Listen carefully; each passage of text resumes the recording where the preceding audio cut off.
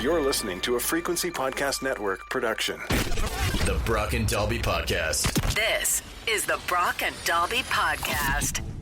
Welcome to Thursday. My name is Brock. I'm Dalby. We're almost here to the weekend. Yeah. Got a lot of stuff going down. I mean, Olympics kicking off tomorrow. Got the Super Bowl on Sunday. Dude, what a great time of the year if you're a sports fan. Basketball, hockey in full swing. Games starting to mean more and more. You just had the Westminster Dog Show and the Royal Rumble this past week. And now we're going into the biggest football game of the year, the Super Bowl, and the Winter Olympics kicking off. The media days and stuff have been going on for the Super Bowl, and Coach Mike Vrabel has been getting asked a question, I guess back in 2019 when he first started coaching the Tennessee Titans. He said that he would sacrifice his manhood to win a Super Bowl as a coach. It's a little extreme, but I bet the fans appreciate the sentiment. And now that he's here, they followed up and asked him if he still has that same train of thought. How many times have you been asked this week about that? Just a couple. I mean, somebody asked me in Boston. Yeah? What was your answer to them? I mean, I'd probably cut it in half. Okay. Leave her 6. That's amazing. Legendary answer there. That's a man with a lot of confidence to say, oh, I'd cut it in half. Leave 6. That's exactly what you want to hear from your coach going into the Super Bowl. That's just it. Like, there are probably a lot of Patriots fans that are like, yes, we will cut it in half for a Super Bowl. I'll cut mine too, coach. I mean, that's the crazy thing about sports is I guarantee you there's one guy in Boston out there that's like, I'll do it right now. 100%. You think about some of the droughts, especially like in the NFL, right? There are definitely Bills Mafia fans, Cleveland Browns fans who've been going through it long enough. They would absolutely, I mean, listen, 1967, you wouldn't cut it off for a Leafs Stanley Cup? Would I cut off my wiener to win a Stanley Cup? No, dude. Oh, wow, really? No, I love the Leafs, but I mean, I like myself a little bit more. A lot of that just one time before I die talk coming from you for a guy who wouldn't even sacrifice it in half. Would you sacrifice your bits to watch, I don't know, the Steelers or the Red Wings win? I've already seen them both. I've seen numerous Super Bowls and Stanley Cups. I didn't have to sacrifice. There's not a world where I would do that. Not even think about it for a second. If I'm going to sacrifice a body part, I mean, like something that doesn't matter, like a pinky toe. Oh, pinky toe's big for balance, brother. You don't want to get rid of those. I get rid of my pinky toe before I get rid of my Johnson. Okay, so let's get rid of that pinky toe. It's still early enough in the season that Leafs could turn it around. Get that dog out. The only reason that I would sacrifice my manhood to see the Leafs, if I make it to like 80, yeah, and the Leafs haven't won a Stanley Cup, it's not working anymore anyway. I'm not using it anymore. See, that's the thing, though. I don't feel like it has the same effect. I feel like part of the magic that would inspire the team to win the championship would be, that's not a sacrifice at 80. I'm not working with Mike Vrabel stuff. I can't cut half off. If I'm cutting any of it, it's gone. You can't leave her 6? It's gone. No. No. The Brock and Dalby Podcast. Not one single person texted in saying they'd sacrifice their manhood to watch the Leafs win a Stanley Cup. Unsurprising. I don't think I'd sacrifice for other people. Maybe if I was on the team. Maybe if I'm on the team. Is there a price tag that you would put on sacrificing your bit? Oh, I mean, listen, a $1 Million Man said it famously. Everybody's got a price. I don't know what my number is. I've already got my 2 kids, right? So maybe it's not as high as other people. I was curious, and I don't know if I'm going to regret Googling this, but Googled how much does a human wiener go for on the black market. I couldn't find a number there, but apparently there was a Russian court who ordered a surgeon to pay $795,000 in compensation to a patient who accidentally had his severed off during a surgery. Almost $800,000. So I'm not going to lie. If a judge deemed, like, obviously terrible situation, would hate to be in that man's shoes.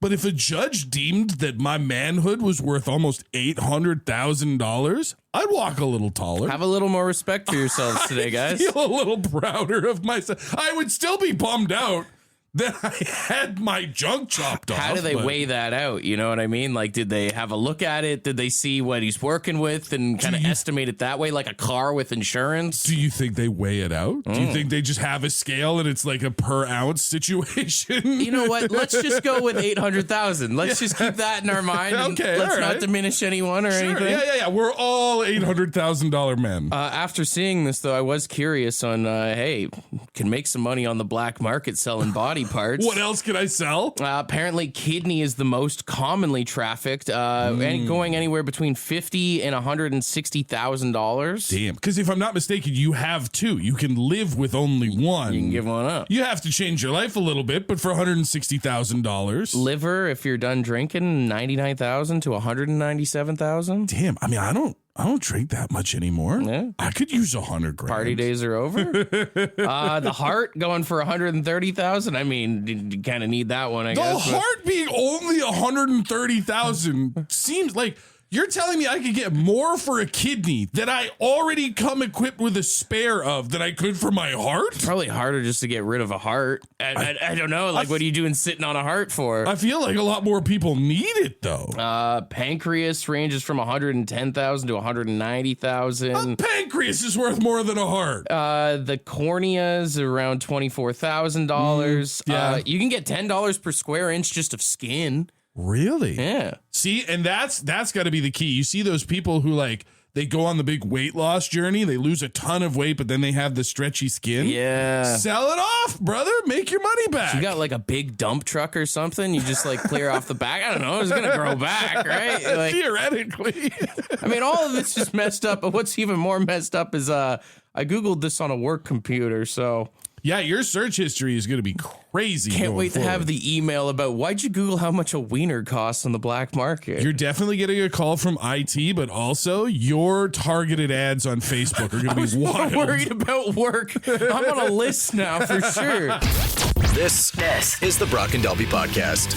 There's this guy I keep seeing on Instagram and TikTok. His name's JT Jasinski, and he ruins songs by playing a song and then posting a photo of a celebrity of like what it sounds like. Ooh, so that you can kind of hear the song if it had been sung by that person. It's a brilliant bit, and honestly, there's so many of these songs that I can't hear the same anymore. Is this the same as the time you told us all that Pantera sounds like kittens? Kind of. Yeah, pretty much. Because that has lived with me for a long time, brother. So if you can, I mean, if you're not driving, for you, Dalby, can you close your eyes for me? Okay, eyes are closed. I'm going to say a celebrity's name. Okay. And then I'm going to play the song for you, okay? Oh, boy. So first we've got Jerry Seinfeld. Coming out of my cage and I've been doing just fine. Gotta be down because I want it all. Yeah. It kind of sounds like he's standing in front of that brick wall at the comedy club. What's the deal with Mr. Brightside? Oh, man. Next here, close your eyes for me. Eyes closed. We've got Jim Carrey.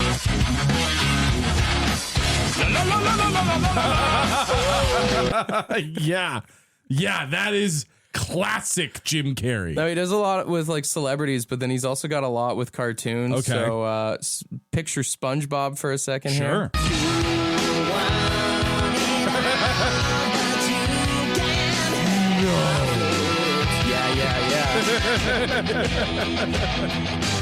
We cannot be doing that song in Bikini Bottom. Well, that's not okay. If you're a big fan of Bikini Bottom, close your eyes and think about Squidward for a second.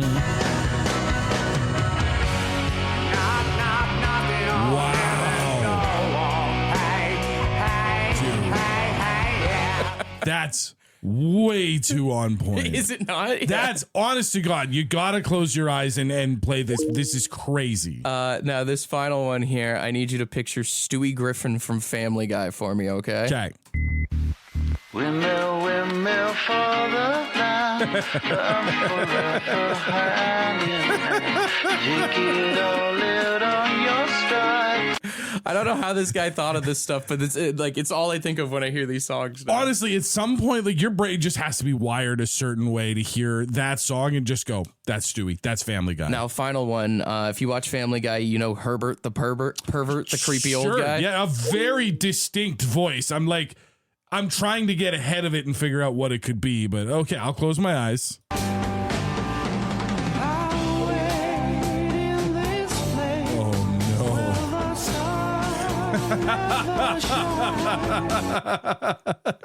You don't want to end up in Herbert the pervert's white room, you know? Get your skinny ass over to my white room. This is the Brock and Dalby Podcast.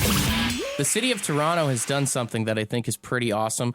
City Council has allowed bars to start opening at 6 a.m. in honor of the Winter Olympics. Honestly, this just makes a lot of sense. From like a local economy perspective, you're giving bars, restaurants, cafes, all these different places a chance to bring in customers at an off time where they normally wouldn't. And you're giving people a chance to do what the Olympics does best, which is bring people together to celebrate our country. Like, I remember being in Lloydminster watching gold medal hockey years ago with a bunch of strangers at like 4 a.m.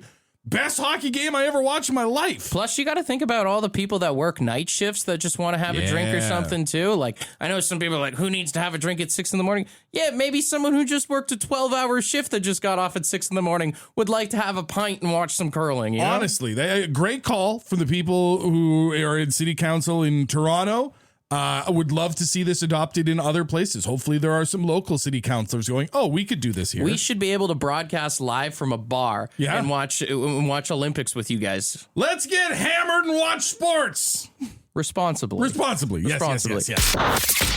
The Brock and Dalby Podcast. The Brock and Dalby Podcast. It's time for Brock and Dalby's draft. All right, with the Winter Olympics kicking off, we figured we could do a draft of the best Winter Olympic sports here. There are some standouts when it comes to the Winter Olympics. There are the ones that Canadians especially will be glued to their TV sets for. And then there are other sports that you will not know exist until maybe we get like a bronze medal in them. I'm very happy that I won our rock, paper, scissors because, I mean, I think it's the obvious number one pick for Canadians. Got to go ice hockey in at number one. Ice hockey's the number one pick. It's the biggest sport of the Winter Olympics for Canadians. You know what's funny, though, is if the NHL players weren't there this year, it might have actually dropped down a little bit for me. Although, I mean, at least with ice hockey, we're always guaranteed a medal with our women's Canadian team. That's true. Yeah, it usually turns out very well for us. And it's the one that draws the most eyes, for sure. For sure. So if you take that off the board, congratulations. First overall pick is huge in this one.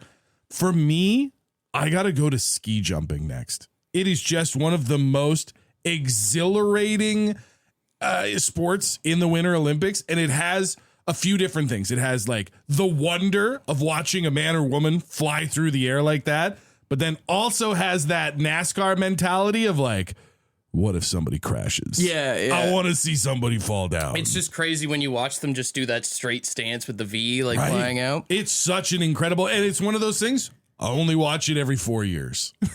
My second pick is kind of similar. I'm going to go with the skiing aerials. That's that one where they just come up very slow. They don't even have a big distance up to the ramp. No. They straight leg it up and then they just hawk themselves and just do like 10 flips in the air. Yeah. And then land. It's kind of the same thing where there's always some disastrous crashes every single year, but it's also just memorizing to just watch them spin in the air like that. Just like watching a human being turn into a helicopter is insane. Skiing aerials is crazy. My number 2 pick, I go to the oval, I go to the skates, I go speed skating. Love watching some short track speed skating as they just rip around. How they'll get like, it's like when you watch motorcycle races and they'll lean the bike all the way to the ground going through the corners and then they crash through there. And then now I'm saying it, I also like it when there's a pileup. I'm seeing a trend in my picks. You just want to see people get injured. I just want to see people crash into each other.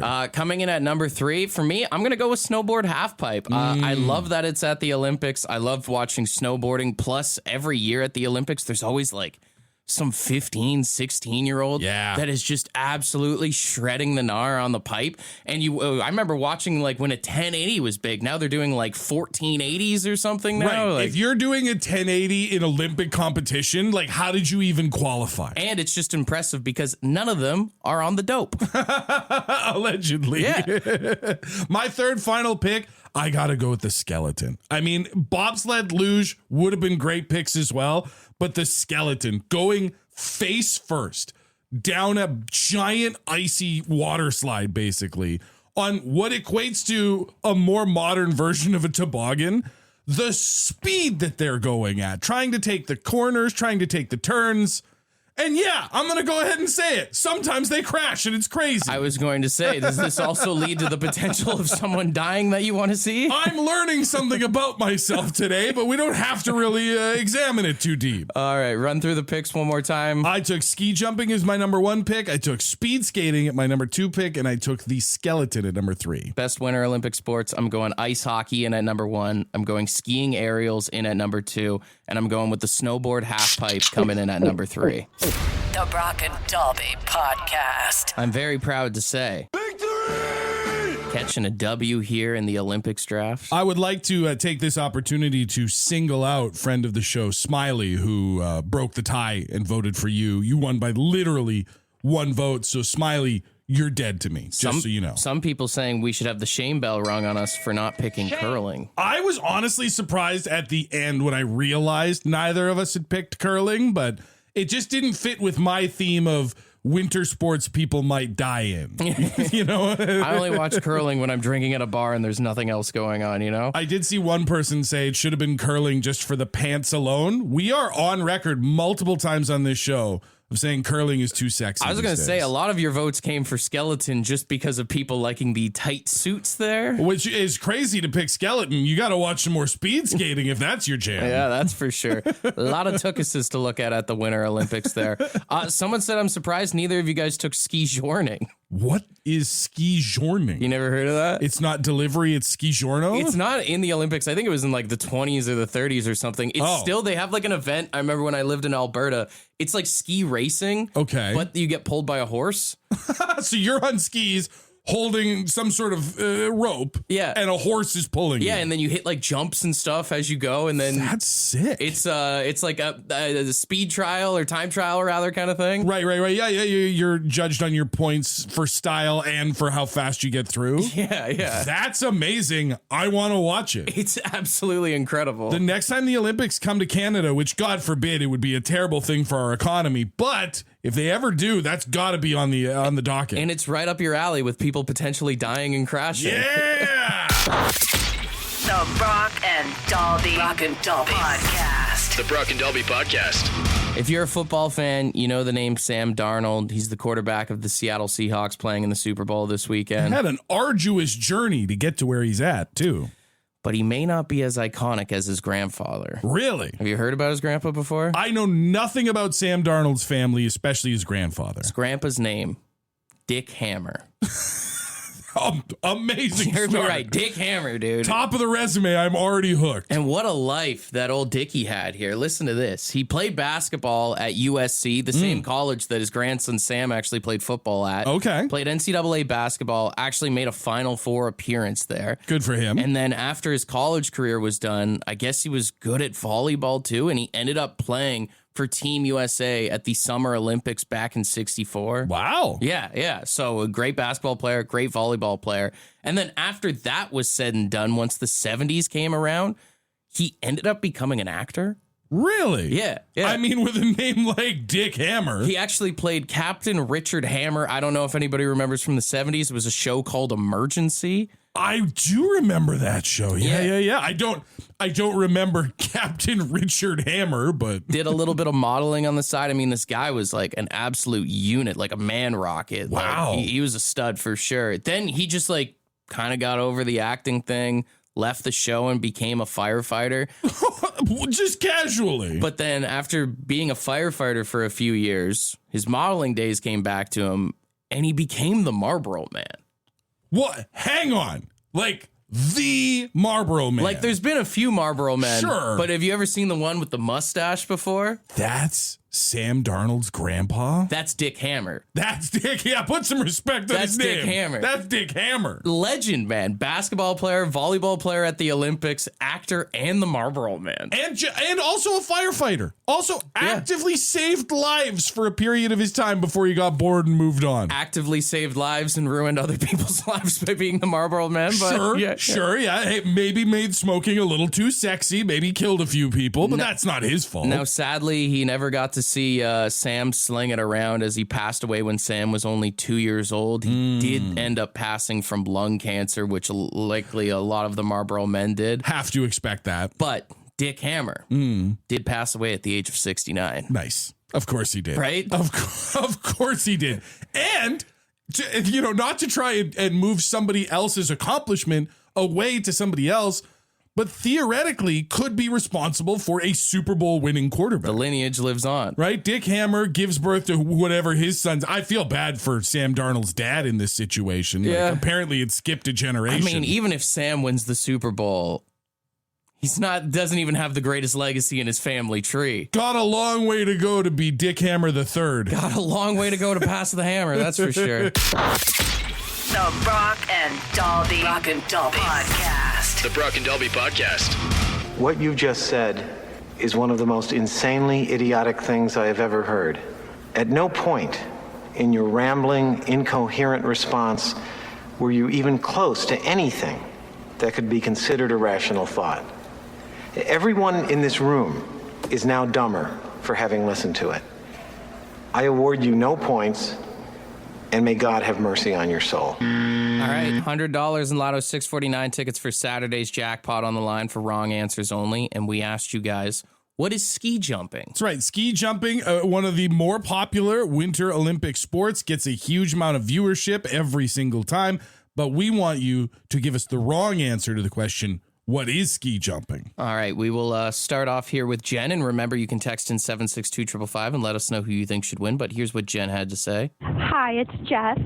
So ski jumping is when you jump out of an airplane in your skis, and the objective of the sport is to see who can do the biggest belly flop in a body of water. I think you'll die. That's too far to fall. I do love any sport that ends in a belly flop. Any competition, belly flops are always fun. The skis seem unnecessary, don't they? Okay, all right, that's a good one. Let's keep it going here. Ski jumping, I would say, would be a really intense form of bird watching. You essentially put your feet in two different sleighs, go really fast down a hill, and you jump, and the goal is to count as many birds as you can as you're flying through the air.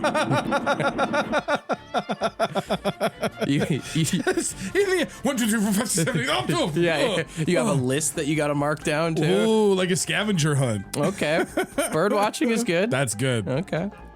All right, boys. Ski jumping is actually a winter interview where you eat yourself off a table to prove you're unemployable. If you land, you get health care. If you don't, you become snow. What? I recognize every word that he used, just not in that order. Okay. What are you saying? All right, boys. Ski jumping is actually a winter interview where you eat yourself off a table to prove you're unemployable. If you land, you get health care. If you don't, you become eat snow. yourself off of a table? Yeet yourself. Oh. Yeah. I was like, what does eating have to do with anything? Okay. You're too old for the modern slang. That's the problem. Okay, we got two more here. Remember, you're the judges. 762-555. Good morning, fellas. This is Graham here. Ski jumping, really simple. They pile up skis taller and taller and taller. The last person to be able to make it over the pile is the winner. Ski jumping. That sounds like something you would do when you were really drunk outside the chalet at a resort. I love it because it's like the literal definition of what you would think if you've never heard of ski jumping. Honestly, the winter equivalent of the high jump. Boys want to go jump some skis? Okay, final one here. Ski jumping is when you get your skis on and you go get on the trampoline and you do all sorts of bouncing around on there and flips. Okay, all right. Round of applause to everyone here this morning. I honestly wouldn't be surprised if that last one was how they train for some of those ski events. 100% that's how they do it. You just get one of those big Olympic, like rectangular, and just bounce up and start helicoptering. Yeah, it's either that or it's how your kid breaks the trampoline. Why not both? 762-555. What are we thinking here? Big fan of the bird watching. A lot of early love for the bird watching one on the text line 762-555 as well. And big fan of just jumping skis too. Yeah, that one speaks to me as like the most absurd one is obviously firing yourself off into the air and trying to count birds before you crash. The most realistic wrong answer that I would actually watch is just absolutely piling up skis and diving over them. What do the people want, though? The people want to see the bird watching ski jumping. They want this one? ski jumping, I would say, would be a really intense form of bird watching. You essentially put your feet in two different sleighs, go really fast down a hill, and you jump, and the goal is to count as many birds as you can as you're flying through the air. Extreme bird watching, you get the ding. So good. The round of applause and $100 in Lotto 649 tickets. The Brock and Dalby Podcast. If you got a question, send it to us. 762-555, it's text us Thursday. If you got a question, comment, or concern, ask us right now. 762-555. And keep in mind, if you don't text us, the show will fall to pieces. All right, let's get her going. 762-555. First one in here says, do you ever take requests for the text us intros? All the time. Yeah, if people have suggestions. Otherwise, Brock just sort of sits here and waits for a song to smack him in the brain. I look at the sky and then I go, oh, I got one. He's like, what are you talking about? It's a fun process. I do wish more people could see it. If you have a suggestion, 762-555, or hit us up on the Brock and Dalby Instagram page. I would love to sing your song. Absolutely. And if you want to hear, by the way, all of the Text Us songs do go into the Brock and Dalby Show podcast. So if there's ever one that you really like, you can find it on Seeker, on Spotify, or on Apple. Someone said, did you just hear what happened with the Team Canada women's hockey game getting canceled? No. It got not canceled, got postponed. Oh, did it? The Finnish women's hockey team all got norovirus. Oh. Like stomach virus. And so they moved the game? Yeah, so I guess the Finnish team was about to forfeit because they only had 10 healthy skaters, and I think that includes their goalies. Everybody else is in quarantine. They would have been coming out like a beer league team. Basically. And I guess the Olympic officials, I mean, you don't want to start the tournament by canceling a game. So they talked to Team Canada, they talked to the other officials, and yeah, it's been pushed back to 1 week today, I think. I mean, they're going to lose anyway. They're just pushing back an L. So don't jinx it, man. It's Canada women's hockey. It's going to be Canada and USA. We all know this. But what a story it would be to go from having your entire team wiped out by stomach virus to winning a medal. If Finland wins this game next week, I'm calling shenanigans. Someone says, if it costs extra to add something to my burger, why doesn't it cost less if I remove a topping? Well, because it's not incentive. Yeah, I was going to say because it's all been factored into the price of the burger, but I guess you're right. Like, you can order a hamburger or a cheeseburger at most fast food places. The hamburger is cheaper.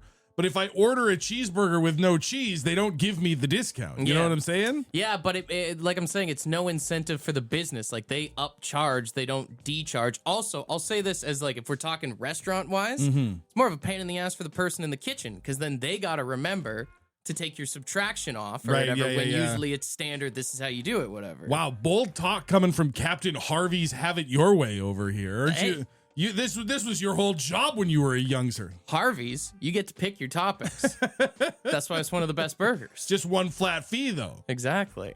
What Olympic sport do you think you guys could place in? Like, as a team? I mean, two-man bobsled? Two-man bobsled? Yeah, put me at the front. I don't know if I'd be good at steering, but I'd be the weights. But then I gotta run. I gotta run and push the bobsled. Oh, that's true. If we can hop in together at the same time. Let's be honest. We're both eating it. There's no chance either of us running down a slippery track in a spandex suit, which already off the bat, no deal, is going to jump into that sled. We are crashing before we get any kind of downhill. Yeah. No chance we make it to the bottom. I mean, we'd be moving like John Candy when he had those bricks in his sled, though. That's for sure. I think the best bet for us, and I'm not saying we could, because we're obviously rank amateurs, probably curling. Curling is probably the sport in Winter Olympics you could most go from, like, I don't play it to I have a chance at competing in it. Yeah, maybe. Plus, it's teams of 4, so we could find 2 ringers to carry us to a medal. Yeah, pretty much. Dude, give me a broom. I'm in.